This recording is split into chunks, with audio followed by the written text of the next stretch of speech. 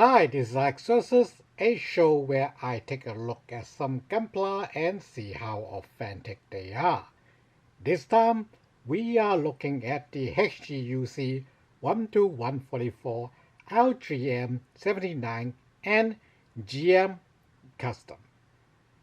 The GM Custom was developed after the Federation have standardized their new GM as the GM Type C, the previous modified improved model. When standardizing the GM Type C, the Federation had discontinued or left out a lot of GM custom types that were used in the 1-year war. But the needs of those specialized GM custom types did not disappear. In fact, with the Earth Federation's plan to scrap their in-house Gundam development and the Anaheim Gundam project is still brewing, the Federation force really needs some sort of stopgap measures to fill in the voids of lacking some kind of Gundam and high-performance GM custom type above their average GM Type C. And so they developed the GM Custom, the N type. I will be continue to calling this GM the N type most of this video because there are quite a few GM custom types throwing around, and this channel also have a bit of those for now, and more will be coming. I promise this one would not be the one that, unkeepable.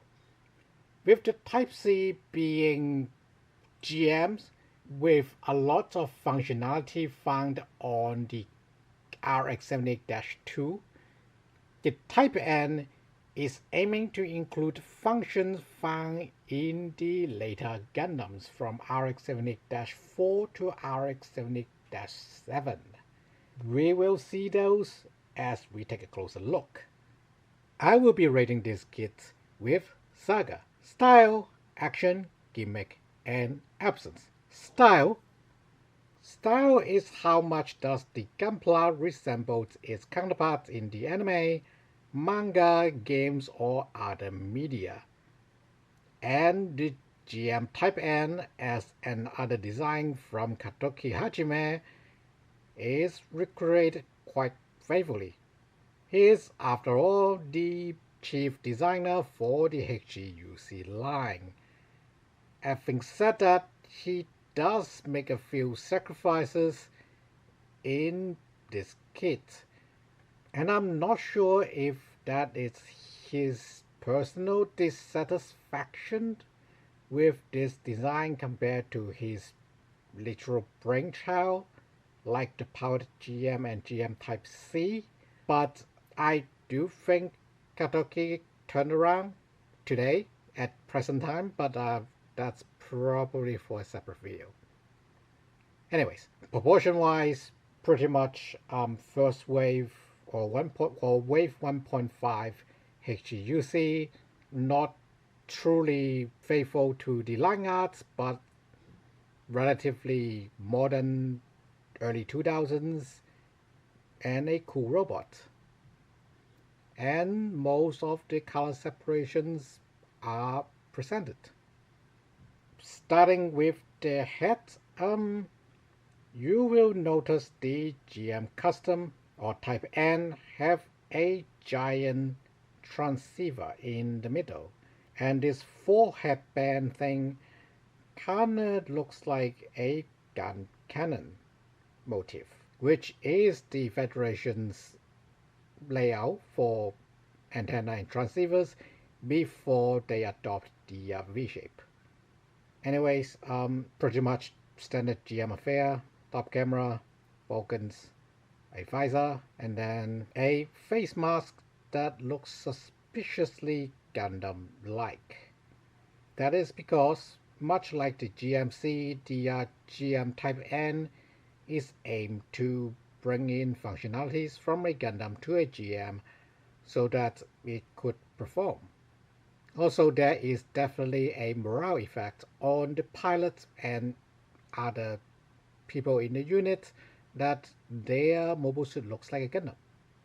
Anyways, if you can see through the visor, it does have a bit of a sculpt for the multi-spectrum optic behind it, although this visor is a bit narrow to see them clearly. I did paint it with metallics, but the darker orange visor doesn't help a lot. I would also note that this is not the GM Type C's ABS gray internal sculpt, separate internal sculpt, but a part of the front of the head. As you can see, it is a standard clamshell, which would be in this light bluish gray color. That would still have some decent reflection, but probably not quite as nice as metallics, as I found them to be.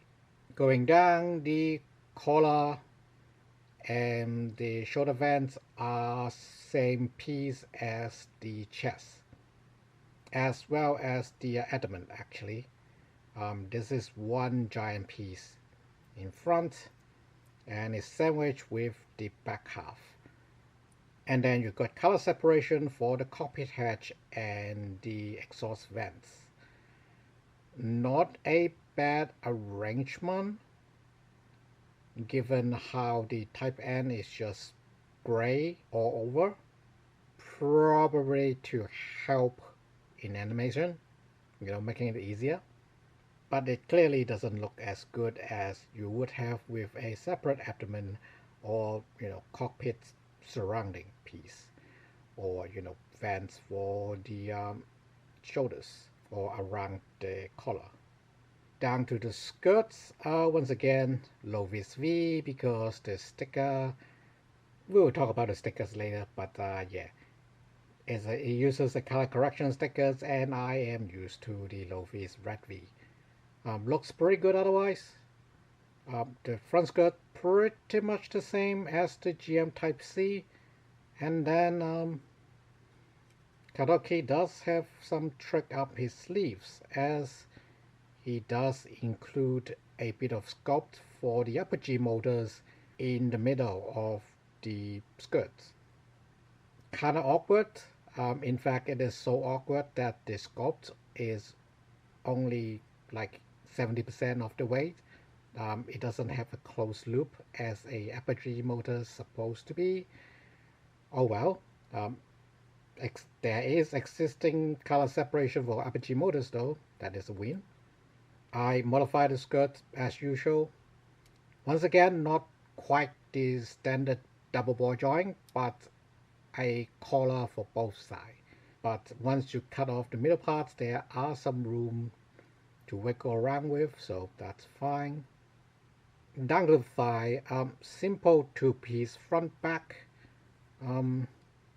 The part separation of the thigh mostly follows the armor segments of the thigh, unlike earlier HGUC, and this would be basically adopted from here now on forever. Although the top of the thigh is still, it's arguable whether this part is part of the armor or some internal components that's supposed to be gray, but it is hidden by the skirt most of the time, so not really a big deal. But yeah, either way, good armor segment here.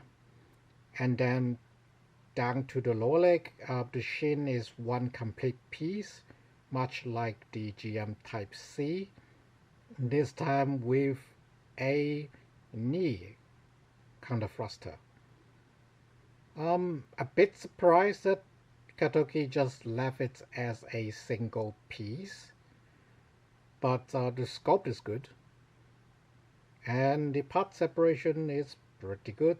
Just follow the calf and then continues down, quite a natural part separation, but you can do seamless mode if you want to. There is another thruster inside of the thigh. Again, no color separation or part separation, but again, pretty good sculpt. The back very much the same. I would also want to note the joints, or at least the knee joint is the same one as the GM Type C. So very crisp sculpts from the ABS, but hard to paint and apply panel linings.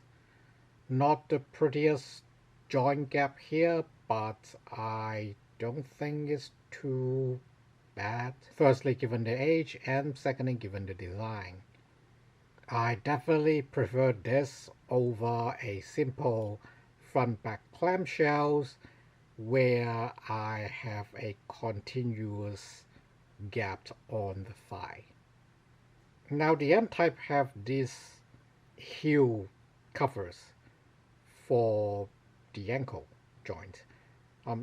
The one from the Type C doesn't look too bad, to be honest, but having a cover to cover up the clamshell gap is definitely welcome. And we arrived to an age where Bandai would cast the ankle armor as a single piece.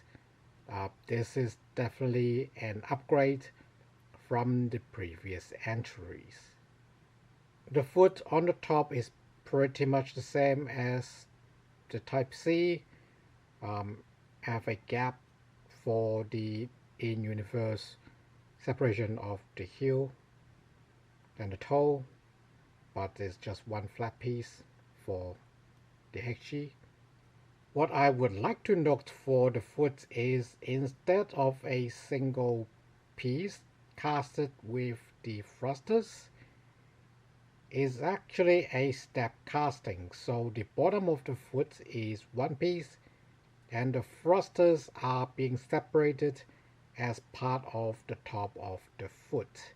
Now this method is not popular or being done very often afterwards, but as you can see the gap here, it definitely improves the details, especially for unpainted models, and even more so when I don't panel line it.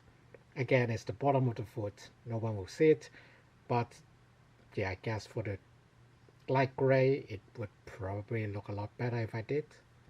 Back skirt pretty much the same as the GM Type C, the same thrusters in the middle as well. Backpack mostly the same as the GM Type C as well, although it have a lot more parts because it does have a lot more sculpt, the extra upper G motors or RAM, and a single beam saber hilt just like other GMs. It is on the right side, presumably because skilled pilots would use the right hand for their beam sabers, as they are mostly right-handers and presumably sword fights with a right hand. At least in the lore is never any questions, rather the mobile suit can draw with left or right hand. Anyways, for the arms, pretty much the same as GM Type C, the same forearm, very similar forearm, very similar biceps, and then a shoulder pads that definitely have extra upper G motors with color separation for the back and the front. Unfortunately, it is still just a front back clamshell, so the extra blocks up here looks rather jarring from the wrong angles. But at the right angle, they look pretty good, and they even have a bit of sculpt at the inside of the shoulders. So even if you do some close-up shooting, you don't see a bunch of hollows on the backside of the shoulder armor. Now, while the GM Type N share a lot of the joints with GM Type C. In fact, it have the whole GM Type C sprue plus a bit of extra new joints. The armor segments are not quite, being done as careful. I'm not sure if that is the result of the more complex shapes that the GM Type N has, or simply that Bandai was really selling on a loss with their original GM Type C and powered GM mode, that they really have to save some money, but we will keep that problem in the absence sections. For style, while there are some nice color separations in parts and some decent part separations all around, especially the improvement on the ankles and the heels, the moneymaker, the chest and the arms have a bit of a downgrade, to be honest. Also, the top camera as well. It got a color correction sticker instead of clear parts like the GM Type C. And even the small box, low price GM Code District type have a separate shoulder vents, if I remember correctly. Or, a lot of a crisp and, deeper sculpt. But all of those is not present for the N type. And making the problem worse is how the N type is mostly this pale bluish gray color with very little, shades in between. Sure, we had looked at some other Gunplas that have similar color schemes, but they often have a warm tone mixing with a cold tone, or a more red shift compared to a blue shift. None of that is on the Type N. You can argue it's done purposefully by Katoki as a reminiscence of the original mostly white Gundam design that Tomino wanted. But, even that thing in its different guises, including the G3, have, different color shifts. And sure, for the real world, most military hardware doesn't really have the off-tone, bright tone, dark tone for their color scheme. They usually just have one single coat of paint. But on a scale model, when you have the whole thing being smaller, those darker tones really accentuate the scale of the build.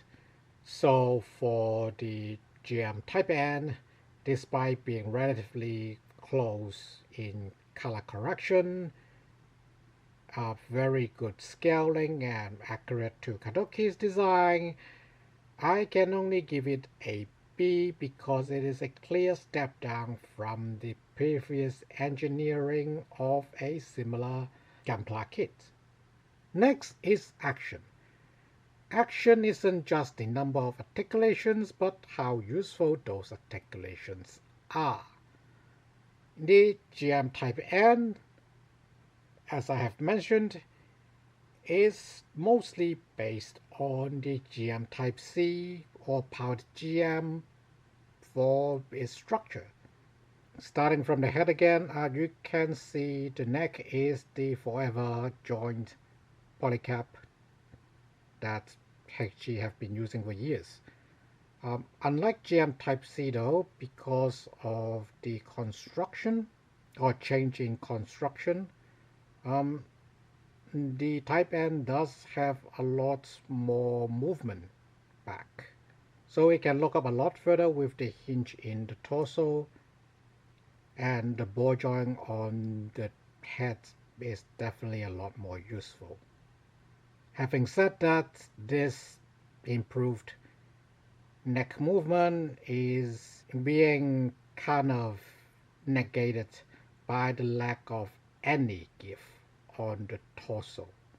I can wedge a bit of distance off the peg of the torso, but it does not have the rocking tolerance that you see in the GM Type C and Code District type. The Type N basically have no app crunch at all. It can still turn though, normally. Front skirt I've showed, you can flip. Side skirt pretty much the same as the Type C. A flipper and then is a pick, so you can turn a bit, but the back skirt is really tight on it, so not really, just a flip despite having a pick. The thigh joint is still the ball joint, but the combination of the skirt design and the knee just allow the GM Type N to kick a lot higher. And the knee, once again, despite being double jointed, is limited by the armor segments as to how far as it can go.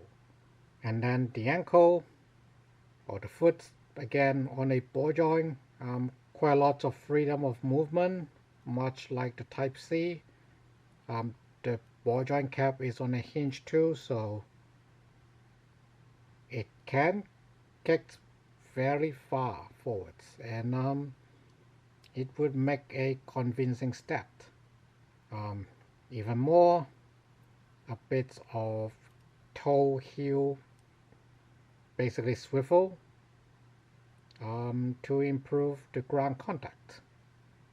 While no perfect kneeling pose, it have a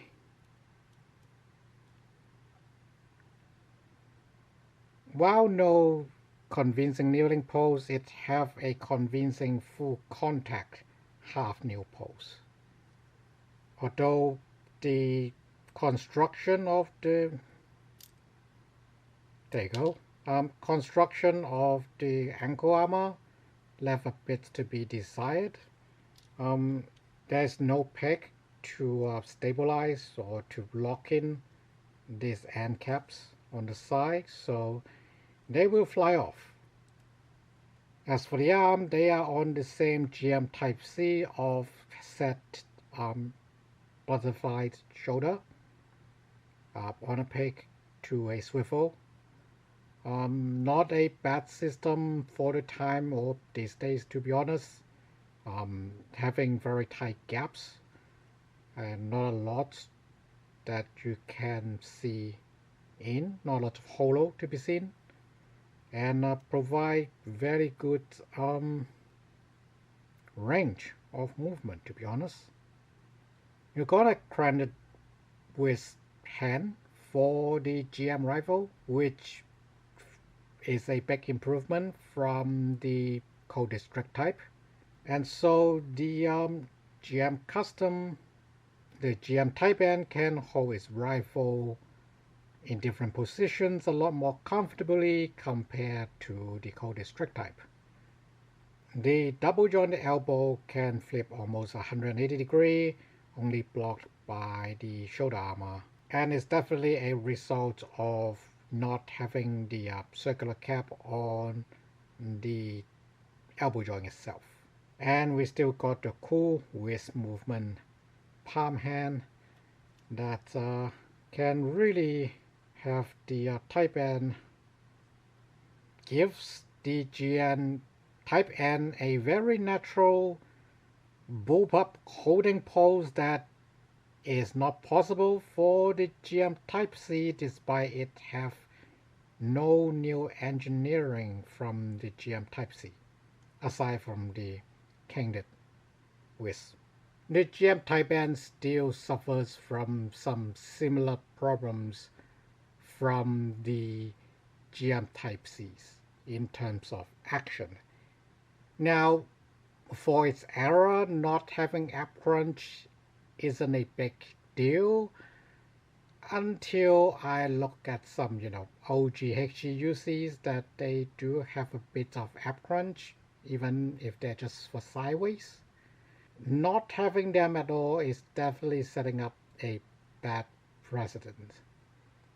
I do not recall if I give a B for the GM Type C, but I am giving the GM Type N a B for action for the accumulated reduce in action overall, and seeing how it is being a much later entry after all the engineering improvements. It is not, well, it does see some improvements, but I don't think those improvements are enough despite all the extra inputs being done into it. So I would just keep it a B, making it, B plus. But, just as a statement of its position being supposedly a high performance 0083 GM, the action isn't actually better than the standard Type C, nor that much better than the 1 year war GM. Next is Gimmick. Gimmick is the onboard and optional weapons for a mobile suit, as well as other additional functionalities. For the GM Type N, that would be a shield, the GM rifle, and the beam saber, as well as the Vulcan on the head. Now the Vulcan is pretty simple, just part of the head sculpt. And then the GM rifle. Supposedly this rifle is to recreate the NT1 FAMAS looking beam rifle, except the NT1, the Gundam NT1 FAMAS looking rifle is actually a traditional rifle in beam weaponry format. The GM rifle, on the other hand, is very much an SAAT, and unlike its real-life counterparts, it served the Federation quite a long while and being received quite well by the pilots. And it is supposedly to be the GM bullpup machine gun being flipped upside down with a extended barrel, which works quite well. Now, I'm not sure if it is the technology limitation of the time. This gun is being cast in ABS along with the new joints for the GM Type N, and the optics is cast in triangle instead of the regular rectangle that we see on Federation weaponry in similar formats. Because the triangle is quite narrow, I am not trying to paint it with a Gundam marker, and I had enough trouble making a standard rectangle strip from the Mala tape, so I just leave it as is. Having said that, the ABS cast is definitely very crisp. It's pretty okay without any panel lining, and the part separation actually include the back of a iron sight. Again, no front sight though, for whatever reasons. Still plenty of details around, especially along the middle where the clamshell meets. The muzzle is done in a separate piece just so that it can have a real indent instead of a shallow one that you see sometimes on Gunpla for no real good reason, to be honest. But yeah, care was being put into the design of this GM rifle, but it is not coming out as good as it could be. The shield, very good color separation with, I guess these are maintenance caps, and then the main shock absorption sort of design that they have since the GM command. And the channel on the top fits nicely on the shoulder pads of the GM Type N. And like the GM Type C, the shield straps have two positions. As for the beam saber, the set actually comes with a spare beam saber hilt and a spare beam saber blades. So you can actually set up your GM Type N with two beam sabers, except you still don't have a left weapon holding hand. You will just have a beam saber at its holsters at the back, and then another one holding in hand with a separate hand. You also get the additional open palm and closed fist from the GM Type C. As far as for gimmicks concerned, this is a good thing. I also included the unused GM Type C antenna and the Gundam stand cover as part of the planned extra, because I do feel the hard plastic color correct antenna may be a bit vulnerable, and having a spare is always good. There is a small difference in sculpt for both antennas, but as a replacement it is not too bad.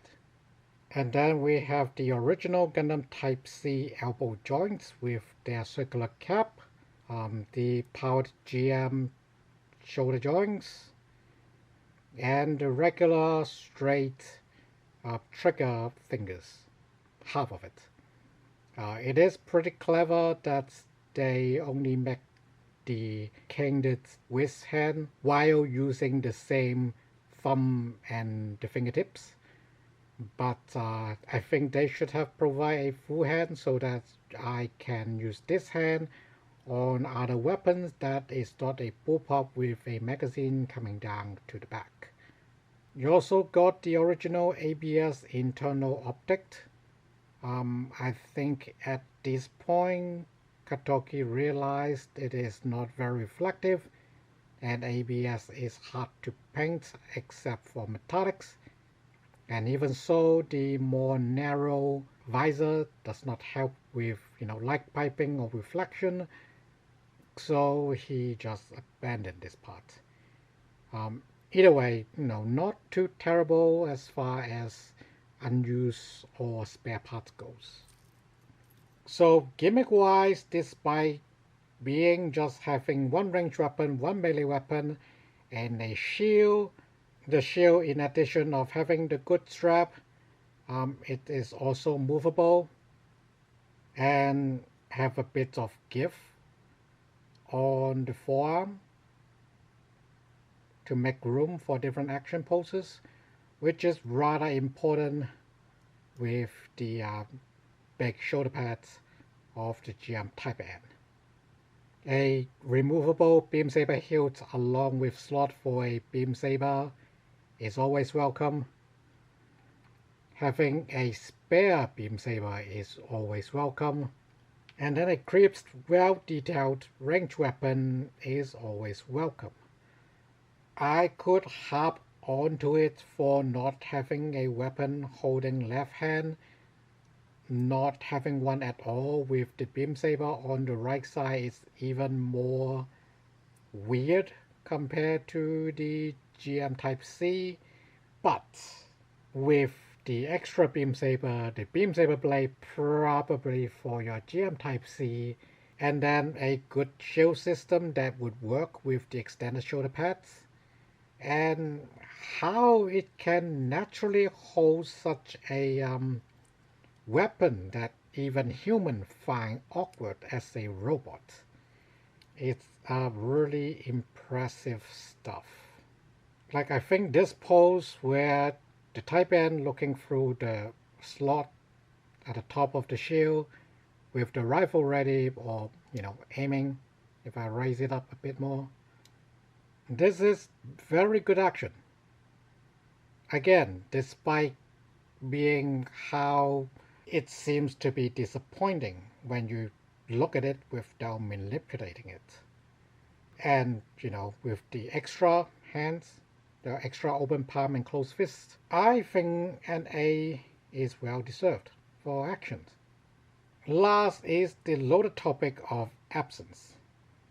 Like I said, in style, the decision to have a simple two-piece clamshell for the chest or the whole torso definitely makes the GM Type N look cheap. Its MSRP is slightly more expensive than the GM Type-C, given how well worn the system is by the time the GM Type-N is introduced. It's a bit of a disappointment. I mean, yes, you can see the extra parts that you get. The new elbow joints, the new half of a hand for the GM rifle, the new ankle armor and the hilt cover, and double beam saber and beam saber hilt. I still think it is overall a loss for fans of Stardust Memory, Katoki, and GM. That yes, we have the cool GM with its cool scopes, but as a GM, as a high performance GM that exceeds the original modified GM, the GM Type-C, to be more Gundam-like.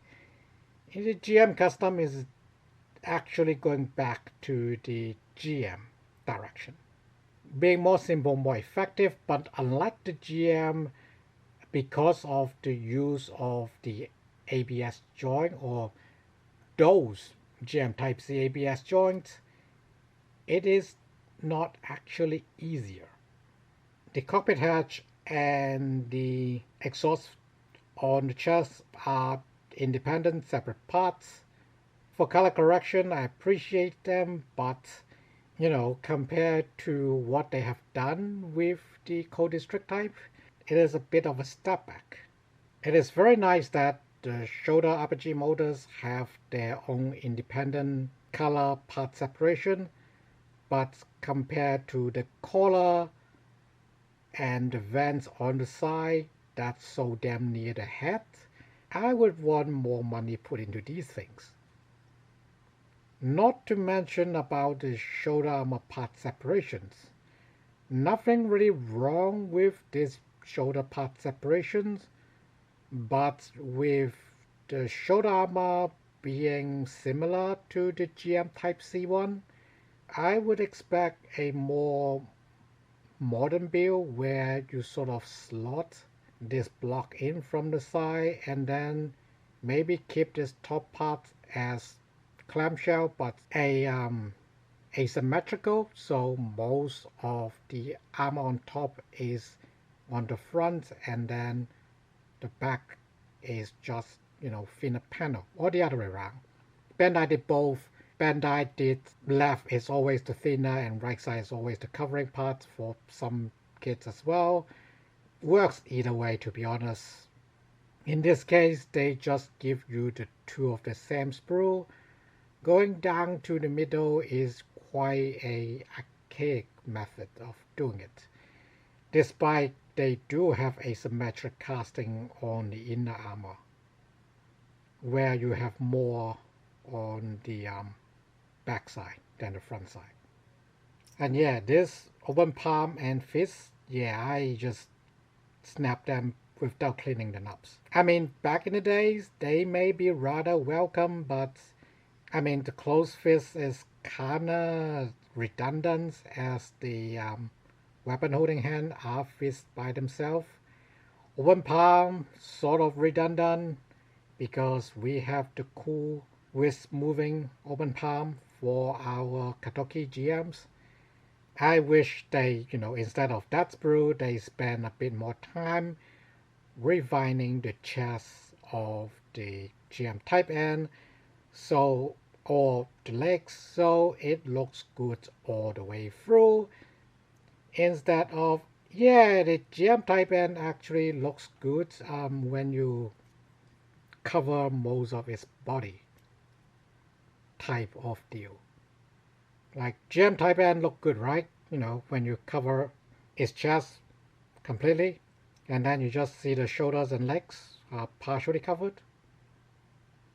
And yeah, the sticker sheet. I yap a bit too long for the style section that I skipped it. It makes more sense that they use EFSF for the GM Type-N, as it is a Lunar 2 project.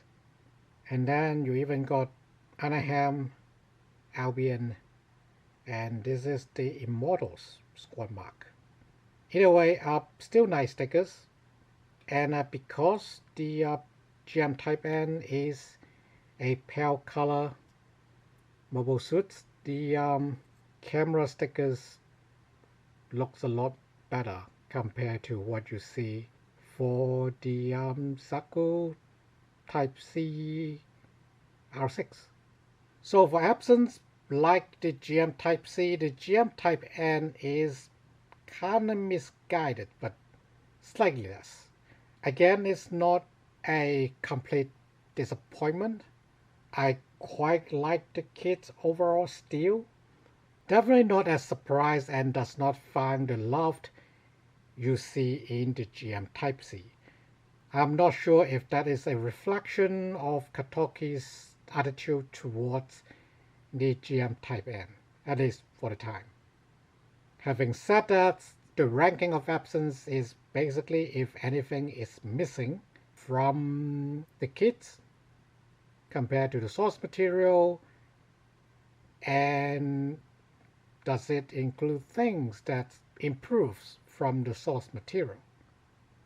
While I don't think it is having improvement over the source material, while the engineering is definitely less well taken care of compared to the GM Type C, because it does have a beam saber blade and a spare beam saber hilt and a spare beam saber blade on top of that, and they do have a hand that works well with the GM rifle, unlike the GM Type C where the bazooka doesn't really work well with the hand.